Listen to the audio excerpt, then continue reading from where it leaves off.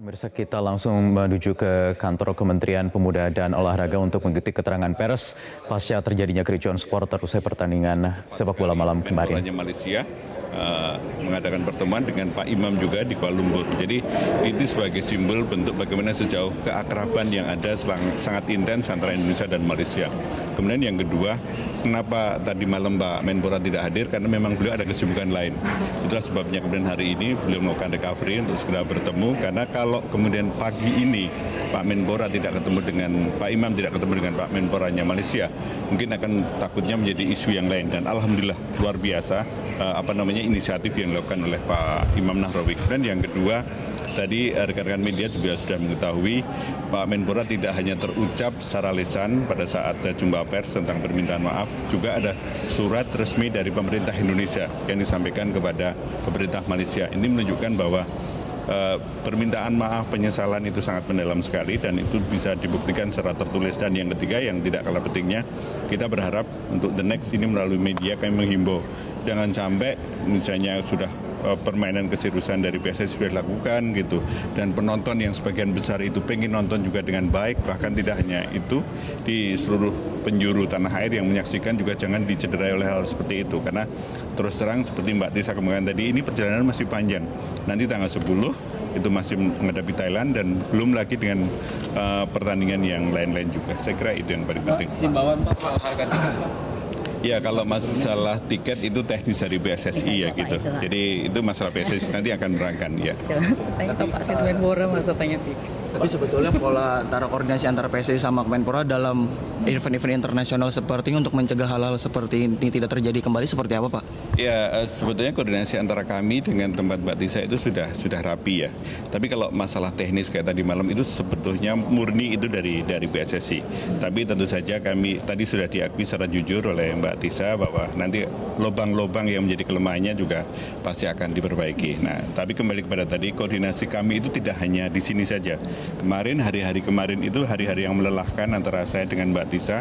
Kita tahu nanti sebentar lagi, nanti di bulan Oktober akan ada penentuan apakah Indonesia layak untuk menjadi tuan rumah di U20 tahun 2021.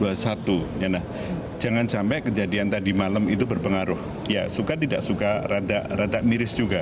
Jangan sampai nanti vote itu berpandangan, loh Indonesia ini layak nggak sih jadi tuan rumah untuk Piala Dunia gitu. Nah, kami ini kemarin berjibaku teh untuk saling melengkapi bagaimana mendapatkan dokumen-dokumen yang terkait gitu. Bahkan ini sekedar bocoran. Kenapa kok Indonesia hanya nanti menghadapi Brazil sama Peru?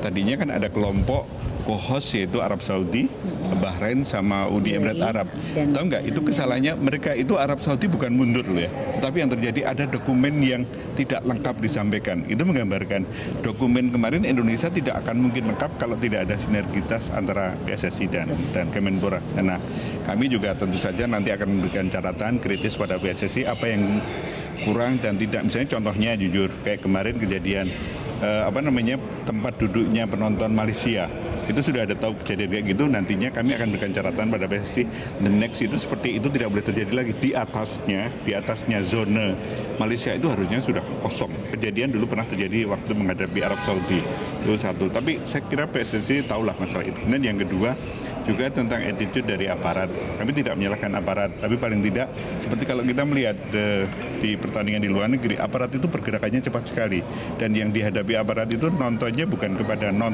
pertandingan, tapi nontonnya kepada penonton.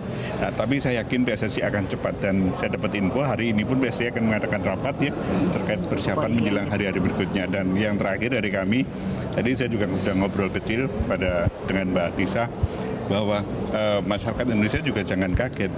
The worst case, buruk-buruknya, kalau kita nanti pertandingan menghadapi Thailand itu sudah sanksi itu sudah jatuh, ya kami jangan kaget. Jadi dengan arti ini juga menjadi pelajaran untuk kita semua. Gitu. Tadi dibahas nggak Pak tentang korban yang tadi malam dari pihak Malaysia? Kalau itu telah di-cover oleh PSSI sepenuhnya itu. Jadi kan mungkin rekan-rekan mengetahuinya kalau seluruh supporter dan penonton itu di-cover oleh asuransi dari Mandiri Health, termasuk juga supporter Malaysia. Dan itu sudah recover, sudah pulang, bahkan semuanya ditanggung oleh PSSI dan sudah kembali ke Malaysia. Artinya korban luka-lukanya semua? Iya, semua. Hanya dua. Oke, makasih ya. Terima kasih ya. Thank you.